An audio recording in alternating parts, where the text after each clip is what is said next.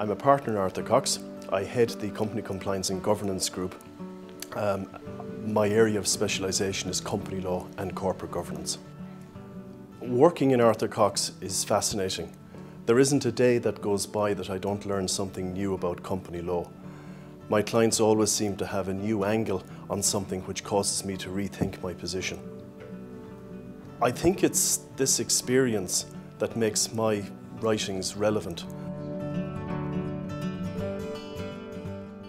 I grew up in Galway, and it was always my parents' expectation, and indeed my own, that I would go to UCG, although I was quite an average student in secondary school. UCG was transformative. I can truly say that they were the halcyon days of my youth. I loved the place, I loved the people, and I loved what I was studying. When I went to UCG, the law faculty was very small, but it did have a disproportionately high number of very influential lecturers, people like Denny Driscoll, Tom O'Malley, and part-time lecturers like Leonard Silk made an impact on all of us students. I found company law in particular fascinating in college. The idea that the state can facilitate the creation of a separate legal person and provide for its rights, duties and obligations in one statute is a really interesting concept. But when I started to practice, I recognised that there was a significant disconnect between what the textbooks said about company law and what company law meant in practice.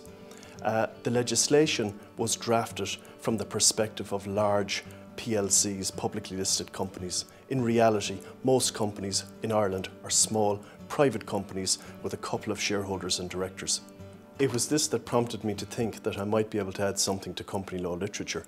So I decided that I would write a book on the law of private companies.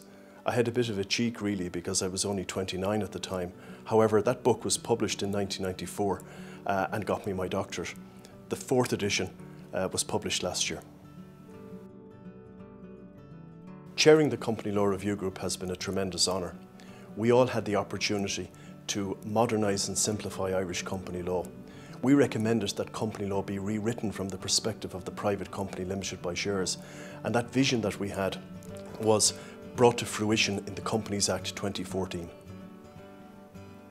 It wasn't just law I came to love in Galway. I also met my future wife, Aileen Hughes. Aileen and I married in 1992, and we now live in Dublin with our daughters Ali, who's studying law in Dublin, and Sophie, who's in secondary school. As a family, we don't get back to Galway as often as we'd like, but I do like to support the university. I've given many lectures around the country on the Companies Act 2014, but without a shadow of a doubt, the one that gave me greatest pleasure was the one I gave in NUI Galway.